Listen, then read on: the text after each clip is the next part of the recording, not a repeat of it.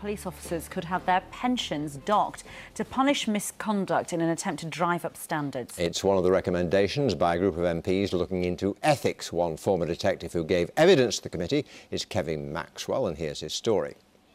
I wanted to be a policeman since I was about 5. I joined when I was 23. I joined the Greater Manchester Police. It was from there that I applied to join the Metropolitan Police Special Branch. I experienced my first discrimination within a matter of weeks. Black people being described as coconuts, you know, black on the outside, white on the inside. When I tried to highlight this with the Metropolitan Police, the initial sort of response was to try and dismiss it. Without a doubt, the Met is institutionalised. I mean, you can put several words after it or before it. It's a culture. Not so long ago, I was a counter-terrorism detective with 11 years experience. Some would say I had a nice lifestyle. Now I have none of that, you know. I no longer have my apartment, I live in a hostel. My partner and I have now separated, you know, after 5 years. It's like a bad dream, like it's like a bad movie, but obviously it's not a film, it's my real life.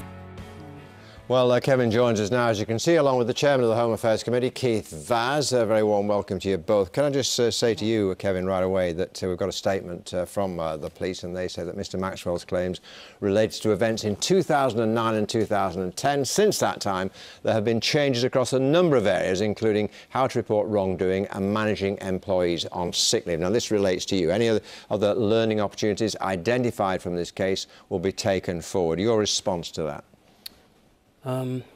What has really changed? Obviously, statements are good, but I personally don't believe anything has changed. I can only speak, obviously, of my experience and other officers who are still in the service, of their experience, who obviously speak with me. You feel you were driven out of the force, but you know, they would argue that actually you were sacked for being absent without leave. I know you dispute that, but that was their case at the time, wasn't it?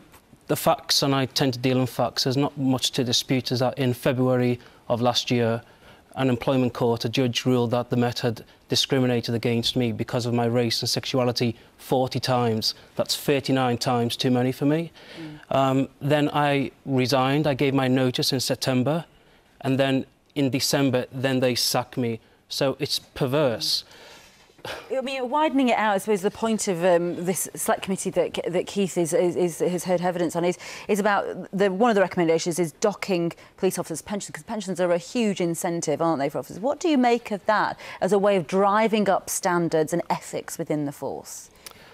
I don't honestly believe, I'm not anti-police, but I don't believe police officers join for money. I mean, they join to help people. That's why I joined. I'm not going to sit here and slate every police officer in England and Wales as being as bad. I don't know. It's the leadership who need to get a grip and get their house in order. What's your case for docking pensions and pay, where in the minority of cases, as you would concede, where this kind of behaviour is evidenced? John, let us be clear at the start, as Kevin has said, we have an excellent police service. A minority of officers are involved in corruption and incompetence, and it's those that we're directing the report at. And he's right, it's an issue of leadership and standards. If you have been found to be involved in wrongdoing, you shouldn't just resign, keep your pension and leave.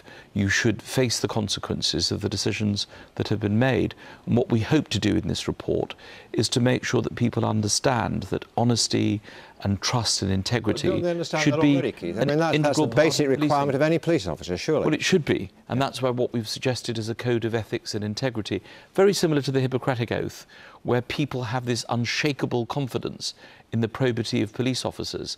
And if they have that, and it's a much, much more professional service, like our other great professions, I think it will help people feel that when they report a crime, that it's going to be dealt with properly. I mean, I recognise the difficulties that Kevin has gone through, and I welcome what the Met has said today. If they've learnt the lessons, that's a very good thing. Sorry about that. Sorry it's so short, but as you know, they've got a big breaking story this morning from the United States. But thank you very much indeed for coming in to tell us your...